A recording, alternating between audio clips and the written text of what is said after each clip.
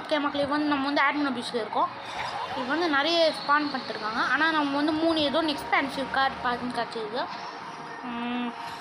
அது வந்து இந்த இடத்துலலாம் கிடைக்காதுன்னு நினைக்கிறேன்.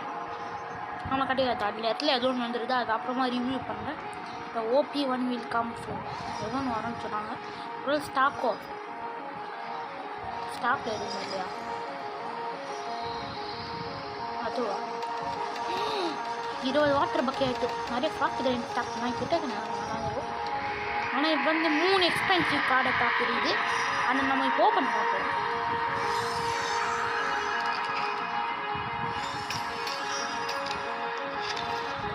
Shop to வில்லேஜ்ஸு during okay